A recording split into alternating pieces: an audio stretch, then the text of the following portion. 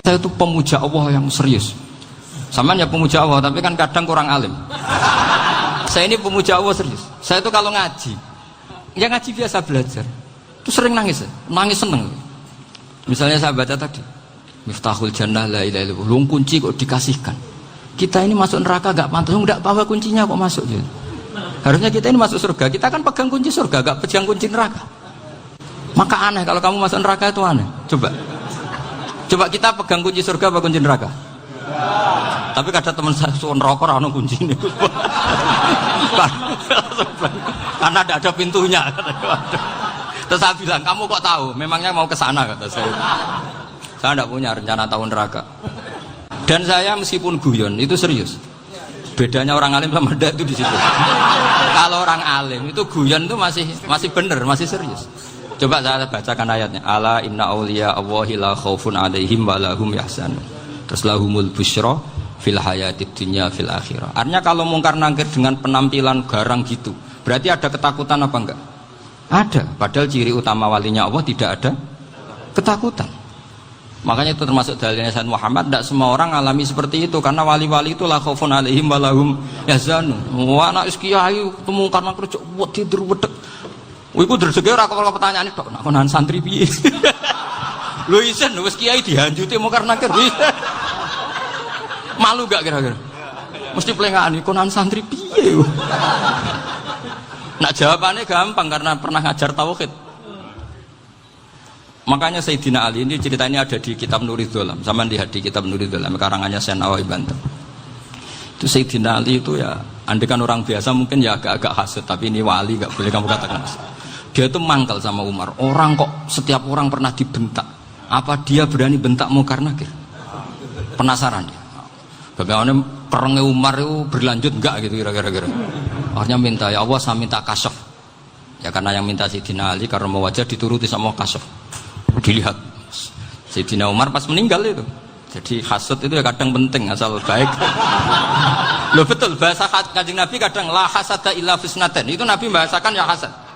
Gus Verson saja yang nafsirkan ghobtoh itu kan gaya-gayanan sebagai ulama. Aslinya Nabi ngendikannya itu la hasada illa fisnaten. Ulama yang ganti itu namanya ghobtoh. Wong Nabi sendiri nyebut hasad kok kamu tafsiri ghobtoh. Ya hasad ya hasad. Udah enggak usah ditawil-tawil pokoknya gitu. Kalau sampean nggak percaya nggak apa-apa. Kok gitu aja kok repot. Karena sampean nggak percaya kemungkinannya dua. Satu nggak ngerti. Dua sama-sama alim. Kan dari awal kalau sama-sama alim kan laisa li alimin ayuqallida aliman akhor. Kita nggak perlu saling mengikuti. Ngapain hasud? Biasa aja. Akhirnya Sayyidina Ali kasar. Pas Umar bangun, setelah mati kan bangun, setelah meninggal bangun. Mungkar nakir datang dengan perang yang sangat garang. Itu digambarkan Sayyidina Ali, matanya itu kal kidril ghali. Kayak apa? Kendil yang apa? Menganga. Wah, seru. Sayyidina Ali senang, paling takut ini Umar. Senangnya bukan main, wah ini mesti takut Umar. Biasa. Ternyata enggak, Umar malah bangkit. Woi, mungkar nakir ya. Kamu tahu menghadapi siapa? Itu betul. Kamu itu menghadapi temannya ahabbal khalqi ilallah. Yang diandalkan temannya bukan dia. Kamu tahu yang kamu hadapi, saya ini teman kekasihnya Allah. Jadi boleh kamu mengandalkan Mbak Virjon. Tapi nanti resikonya mungkar nakir tanya, itu Virjon siapa? Wah itu masalah kan. Makanya syaratnya wali itu harus ma'rufun fis sama. Di langit sudah populer. Makanya dulu ada orang yang saking seninya Abdul Qadir ditanya apa saja jamnya Abdul Qadir Al-Jilani. Itu aman karena beliau populer. Makanya program kita harus populer dulu di langit. Oh, itu nanti kalau dicatut oleh santri-santri nggak apa-apa. Kalau nggak populer nanti dicatat, itu siapa? Masalah ini. Umar itu yang dibanggakan itu, kamu tahu saya siapa? Ya enggak tahu, saya ini temannya kekasihnya Allah. Temannya Muhammad, iya Muhammad Rasulullah. Wah mikir, waduh repot. Loh di dunia aja gitu kan, temannya presiden, temannya panglima, apalagi ini temannya Sayyidul Awalin wal akhirin. Di dunia aja bilang temannya presiden, menteri, orang sudah takut, apalagi ini temannya Sayyidul Awalin. Yang mungkar nakir terus konfirmasi sama Allah, gimana ya Allah ini ngadepi. Sebetulnya yang diandalkan itu temannya, bukan dia. Wah, akhirnya sama Allah dibilang, ya bu, ya sama seorang seperti itu bu yang sopan. Terus semenjak itu mungkar nakir itu nggak selalu berpenampilan seperti itu, sangat. Jadi semoga itu konsisten sampai nanti.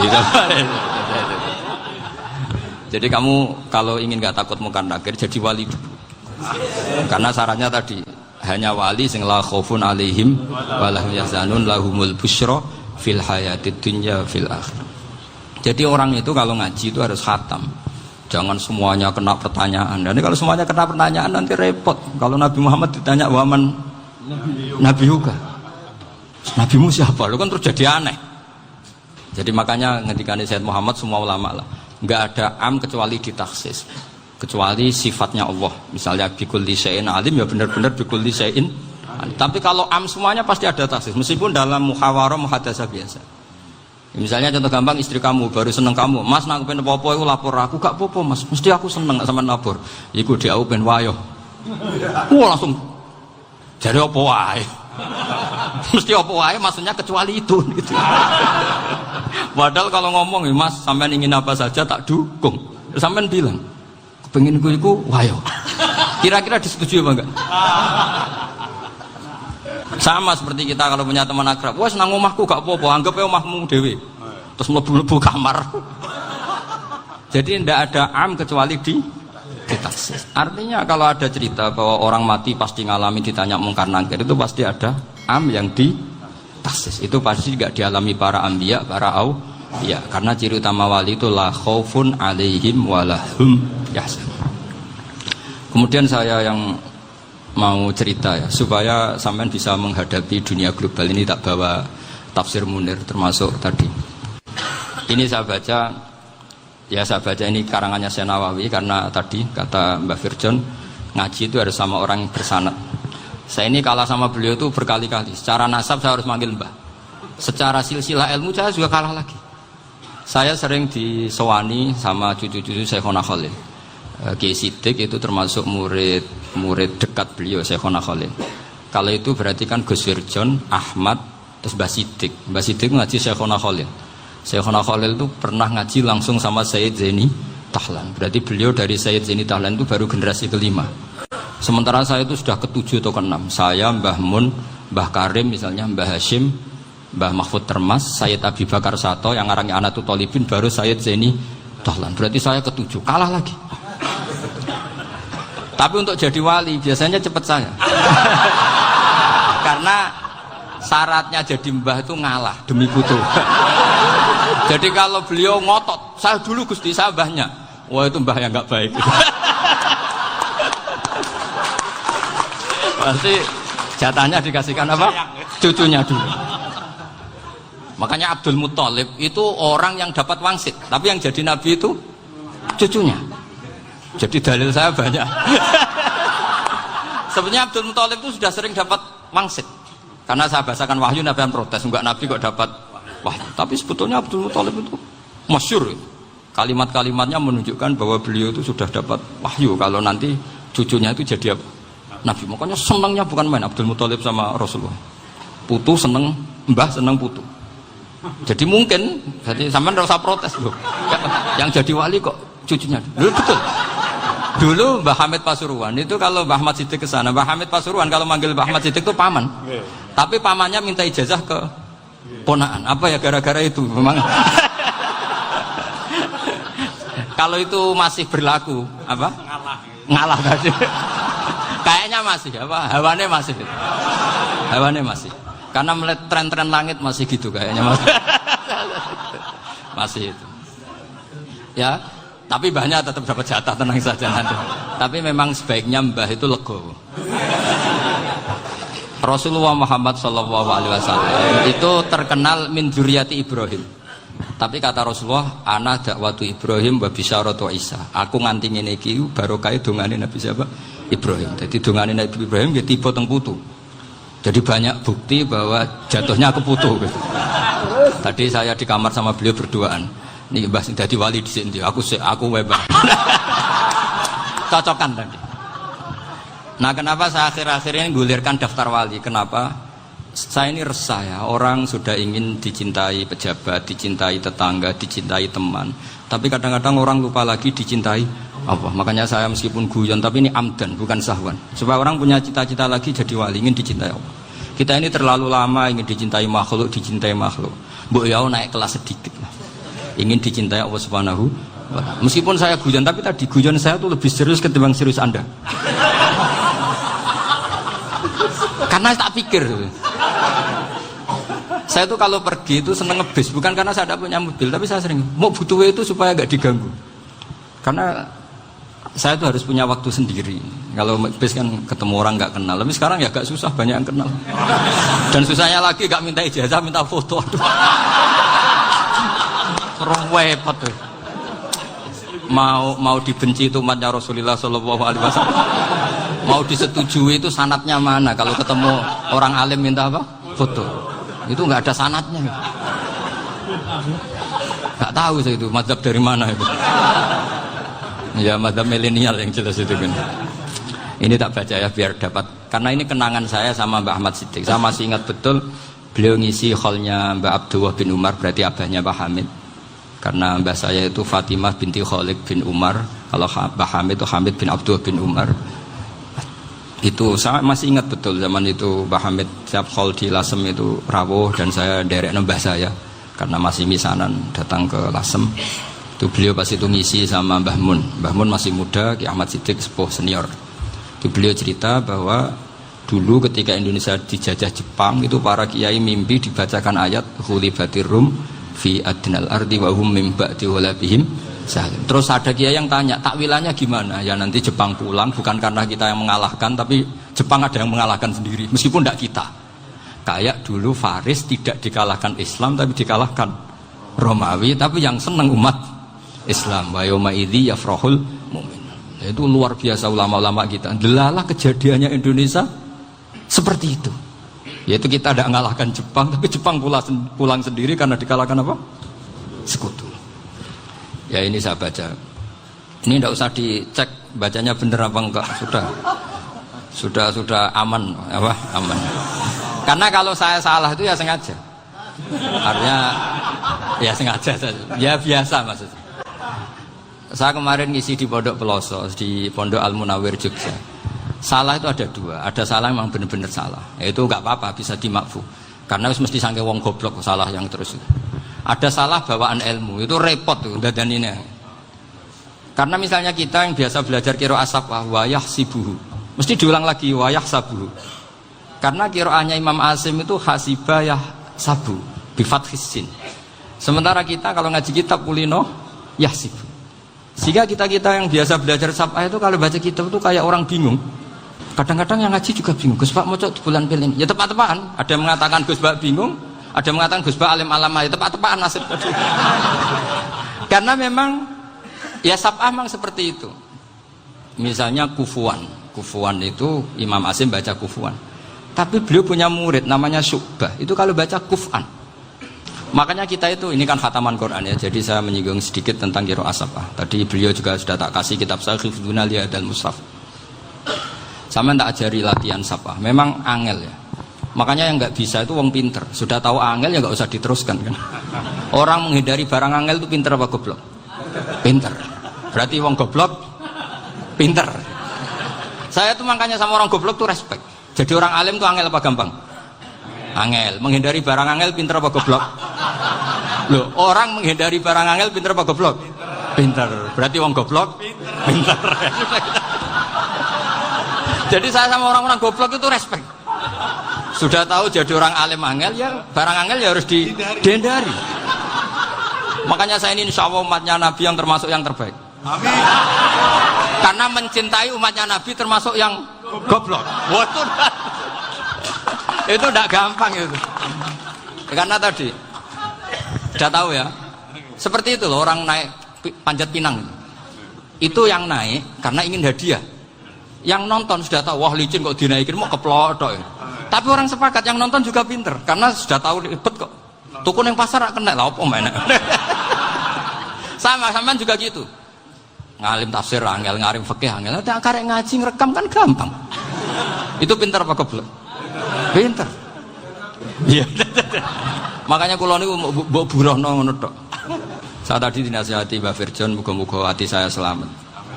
Saya itu meskipun kata orang banyak, muhibbin saya banyak, tapi saya insya Allah tidak riya.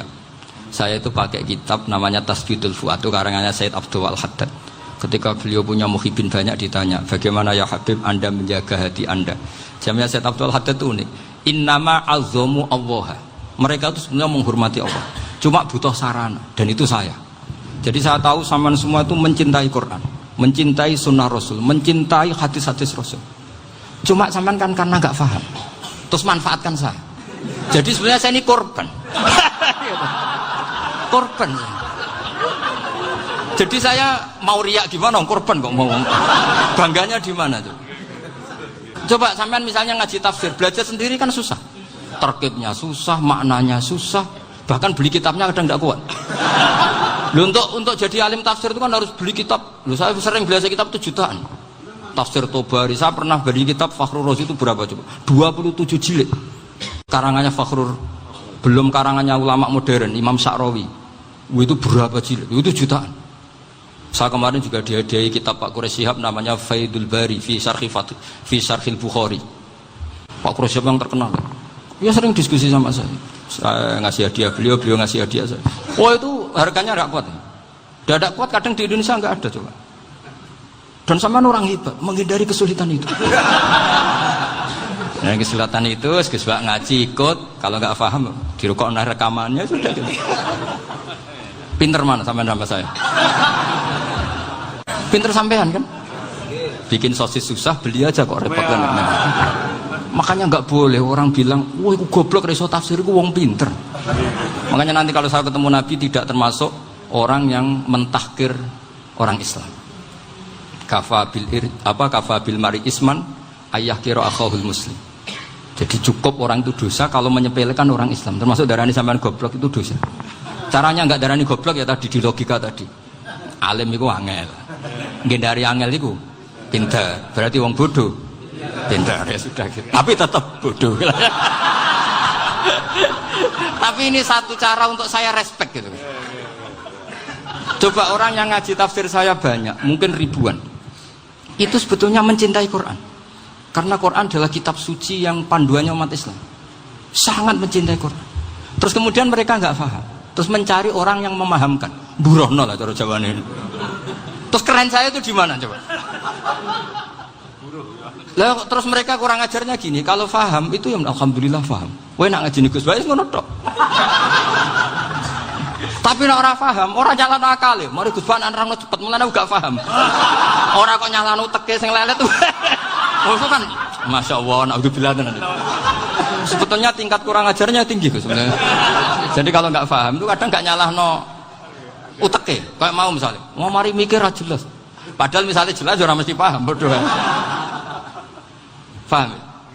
Jadi kata Said Abdul Haddad, innama azzamu Allah. Sebenarnya mereka itu sangat menghormati Allah. Makanya kita nggak perlu mengatakan wasilah itu kafir, nggak akan.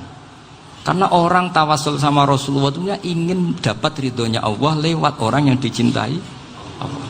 Kita mencintai wali sebenarnya, wah itu kekasih Allah. Kita mencintai itu karena mencintai Allah. Sama seperti gini, kamu mencintai kangkung apa enggak? Sebenarnya sama sekali enggak. Tapi kamu ingin sehat, ada asupan gizi. Kamu ingin tubuh kamu sehat, butuh asupan gizi. Kemudian kamu makan kangkung. Apa terus kamu cinta kangkung kan enggak? Cinta kesehatan kamu sama. Orang yang mencintai saya sebenarnya ingin kepuasan rohani. Saya kan termasuk kiai yang torekonya gampang. Ini swarga kan akhirnya penggemarnya banyak. Coba kalau kamu neraka. Wah. Jadi sebetulnya Anda mencintai kepuasan Anda sendiri. Nah, saya ini korban. Makanya untuk masuk surga cepat saya. Korban itu cepat. Da'watul mazlum la turaddu kan gitu. Laisa bainahu wa bainallah hijab. Jadi saya kalau dongo langsung seret langit. Karena mazlum. Saya sinau tafsir itu Mbak, sampean bayangkan ada tafsir itu sudah 27 jilid. Sing ngarang Fakhrur Razi itu buletnya bukan main. Karena dia ahli filsafat. Membulatnya Masya Allah. Sudah gitu sinau Jalalain kadang dikomen oleh Sawi. Sudah kita percaya Jalalain jebule dibuli Sawi. Percaya Sawi dikandani, "Oh iku Maliki rasa ribet." Sudah gitu sinau Qurtubi, sinau tafsir Tabari itu susahnya. Belinya susah, belajarnya susah. Padahal saya punya keluarga, punya istri, punya anak. Bayangkan kalau istri saya rewel kayak istri sampai. Wah itu. Tapi alhamdulillah enggak. Sama sekali enggak. Allah sudah milihkan, wah ini bahaya kalau punya istri rewel. Imam Sibawai itu kitabnya banyak, tapi yang terbukukan hanya kitab Sibawai. Karena beliau kalau sudah belajar lupa istri. Hanya pas beliau di pasar, kitabnya dibakar semua sama istrinya. Karena dianggap saingannya. Ternyata yang dicerai tidak kitabnya, malah istrinya. Itu Imam siapa? Sibawai. Tapi alhamdulillah kitab saya nggak terbakar, aman. Saya teruskan ya. Jadi untuk menjaga riya dilatih innama azzamu Allah. Sebenarnya mereka itu menghormati. Sehingga wasail-wasail itu sebenarnya nggak pernah jadi subjek pelaku utama, enggak. Tetap Allah. Sebab itu kata Sayyid Muhammad, kamu kok mengatakan wasilah itu kafir itu gimana? Ketika innallaha qad ba'atsa lakum taluta malika. Talut itu ya manusia. PD-nya itu apa? Inna ayata mulkihi ayyatiyakumut tabut fihi sakinatum mir rabbikum wa baqiyatum mimma taraka alu Musa wa alu Haruna tahmiluhul malaika. Jadi beliau PD itu kalau bawa sunduk semacam peti sakti, sing di situ ada baqiyatum mimma taraka alu Musa wa alu Haruna tahmiluhul malaika. Ya kayak semacam jimat. Tapi saya bukan mensyariatkan jimat enggak, karena nanti banyak penjual yang pembohong juga gitu loh. Cuma cerita, kamu tidak usah mengatakan kafir. Dulu Talut PD-nya kalau bawa sunduk semacam peti kesaktian yang di situ ada baqiyatum mimma taraka alu Musa wa alu Haruna tahmiluhul malaika. Sehingga Khalid bin Walid meskipun beliau sahabat dan menyaksikan wajah Rasulullah SAW, itu bawa sya'aratun min sya'aratihi Rasulullah SAW, bawa rambutnya Nabi. Perang kemana-mana itu diletakkan di pecinya. Nanti sama tanya lagi, masa pakai peci Khalid bin Walid ini? Wah panjang, sampai itu repot. Sampai tak warai ngaji usul fikih. Usul fikih itu kalau ngaji itu ada istilah tangkihul manat. Ini mestinya wilayah yang kita bisa berdebat sama Mbah Firjon. Dulu itu musuh saya karena saya makili Anwar, beliau makili Peloso. Tapi tahu-tahu kalah tua terus saya mengundurkan diri. Di fikih itu ada istilah, ada tangkihul manat, ada tahqiqul manat, ada tangkihul manat. Tangkih itu kira-kira gini, lafadz hadis itu dibuang sekian untuk tahu bahwa itu madarul hukmi. Misalnya gini, tak beri contoh paling gampang. Sama harus paham, kalau nggak paham nggak pinter-pinter. Ja'a a'rabiyun ila Rasulillah sallallahu alaihi wasallam. Ya karena ini menghormati Mbah Ahmad Siddiq, saya orang alim, jadi ngaji ini tetap ada suasana alim. Ya harus ada suasana alim. Nggak perlu jadi orang alim tadi, susah. Sudah ngindari susah itu pintar. Sudah itu aja. Jadi orang alim susah, ngindari barang susah pintar. Berarti orang tidak alim pintar.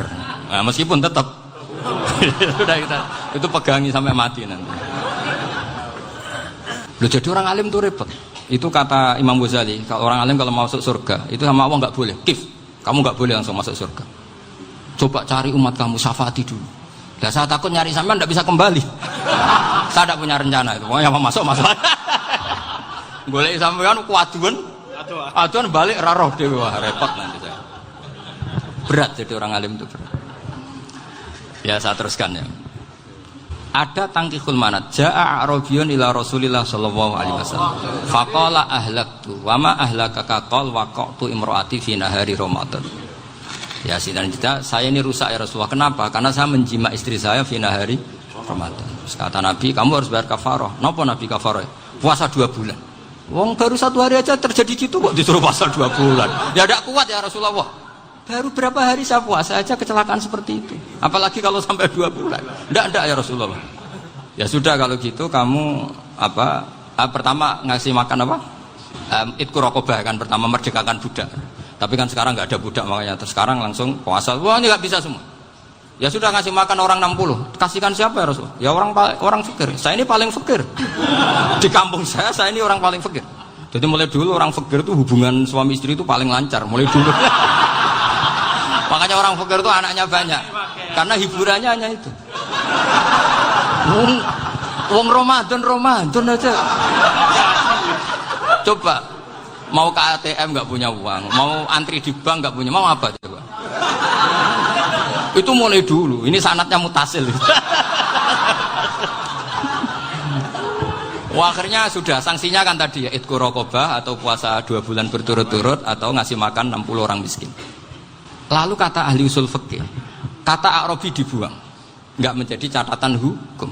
Orang kota pun kalau melakukan itu juga kena sanksi yang sama. Imro'atau juga dibuang. Andai kan itu dilakukan untuk amatnya juga ketentuannya sama. Nah sekarang perdebatan antara Imam Syafi'i dan Imam Malik begini. Sekarang pertanyaan gini, jima istri itu hukumnya boleh apa haram? Boleh kan? Lalu kalau ada orang tanpa udzur kemudian makan siang-siang, cara Imam Malik hukumnya sama, harus kena sanksi yang sama. Karena sama-sama hadku hurmati Ramadan bighairi udzrin syar'iyyin. Sama-sama merusak hukum Ramadan tanpa udzur syar'. Lu jima itu tidak zina. Kan hukumnya jaiz. Nah, sekarang makan hukumnya jaiz, harusnya juga kena ketentuan yang sama. Cara pikirannya Imam Malik. Nah, alhamdulillah Imam Syafi'i gak setuju. Wah, cara setuju repot. Bahkan orang-orang Syafi'i sudah punya khilaf, kalau gitu minum dulu. Iya, biar gak kena. Iya, biar iftarnya pakai minum. Setelah minum baru jima kan. Ya. Ini sudah menyiapkan khilafnya. Ini khas Syafi'i ini, bongsong rekayasa hukum. Nanti bisa belajar jauh cara ngakali hukum. Makanya guyonan yang masyhur Gus Dur itu gitu. Ada seorang kiai atau Gus lah, ya punya salah, namanya manusia kan punya salah, entah cangkruk entah apa, pokoknya punya salah. Ada wartawan yang ngiranya semua kiai itu orang suci, sehingga tanya sama Gus Dur, Gus itu ada kiai kok, ya pokoknya salah lah gitu. Tapi jangan bayangkan dosa besar, enggak, kecil-kecil aja. Itu gimana itu? Padahal kiai kan orang suci. Jawabnya Gus Dur lucu. Ya justru yang boleh salah itu para kiai, kalau kamu nggak boleh. Loh, kok bisa Gus? Karena mereka tahu caranya tobat. Repot. Kalau kamu nggak tahu caranya, sama pelanggaran hukum itu ya harus pakar-pakar hukum. Ya. Itu yang tahu caranya rekayasa. Kalau kamu ya kena pasal kan. Ya. Jadi kamu jangan niru saya. Saya ini punya sekian cara untuk nah, itu namanya khilaf. Makanya kata Sayyid Muhammad, kamu tidak usah anti khilaf. Karena Abu Hanifah itu membolehkan khilaf, kitabul khiyal. Yang penting kamu soleh dulu. Setelah soleh nanti Allah maklumi. Soleh dulu, syaratnya soleh dulu. Kalau tidak soleh jangan. Contohnya gini, ada orang mau puasa lemes sekali, mau makan. Gampang. Kalau langsung makan kan kayak hadku hormati Ramadan biwiri udrin syar'iyyin. Aku langsung mau jembera sowan Mbah Firjon. Sudah status saya apa? Musafir. Nah, sudah berangkat aja sampai Tuban makan. Nanti kalau nggak jadi ya nggak apa-apa sudah. Kan mulai pergi sudah musafir. Saya tidak tahu nanti malaikat tertarik gebuki nggak tahu. Tapi itu ada khilafnya. Asal soleh. Karena kata Sayyid Muhammad dan semua kitab mengatakan itu. Kalau sama nggak tahu ya kebablasan.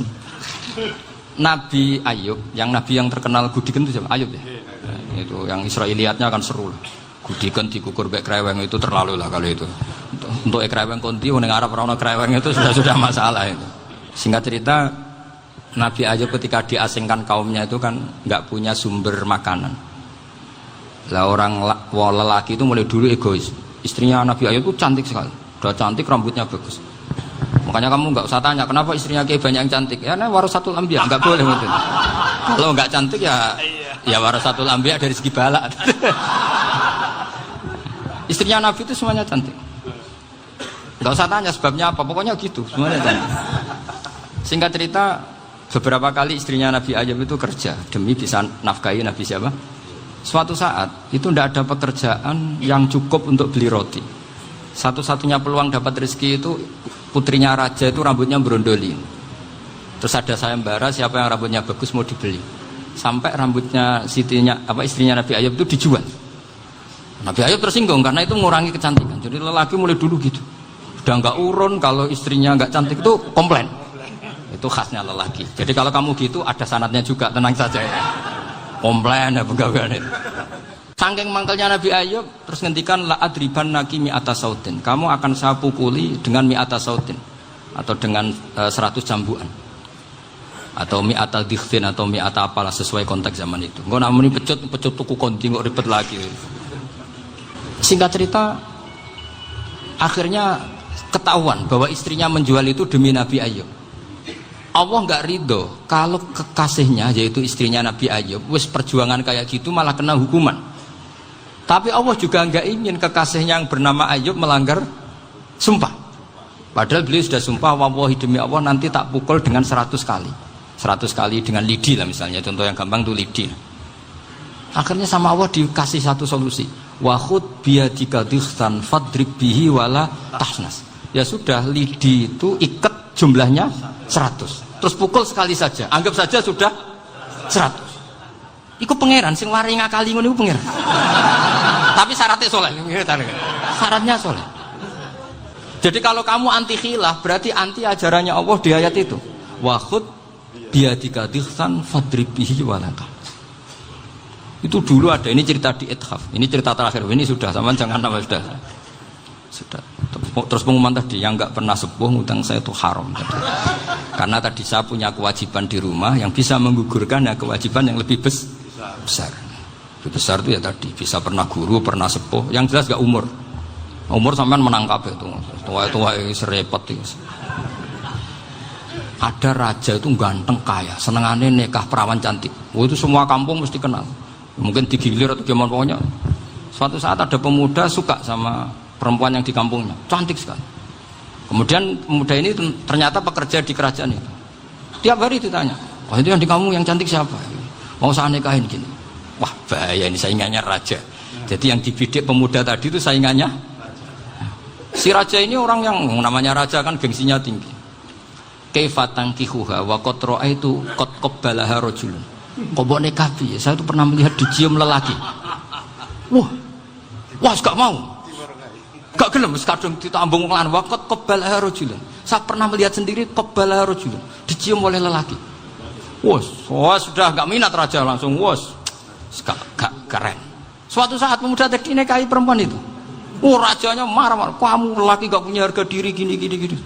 Gak punya selera, gak punya harga diri, sudah pernah dicium orang kok tetap dinikah.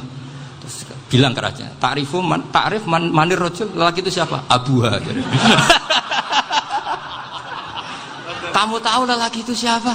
Sopo? Abuha, bapaknya. Saya kan hanya bilang rojulun, pernah dicium lelaki. Lah pikirannya raja itu lelaki kue-kue ngene iki. Tapi butuh canom mau rojo ben gak sido, itu aja tuh. Baru kayak digulirkan gitu, wakot kebalah rajulun. Wah, nggak mau. Setelah itu suatu saat pegawainya tadi nikahi perempuan. Kamu nggak punya harga diri gini. Kamu tahu manir rajul apa abuha? Wah, nak ngono aku gak apa-apa. Lah monggo sakniki wis bojo kula. Ora trimo wis diambung wis macam-macam. Lah itu namanya khilah. Apa? Khilah. Kalau di Balawa disebut tauriyah atau apalah. Tapi saya tidak ngajari sampean seperti itu. Sudah pinter sebelum saya ajarin. Bangsa ngakali kan sudah pinter. Saya kira demikian. Assalamualaikum.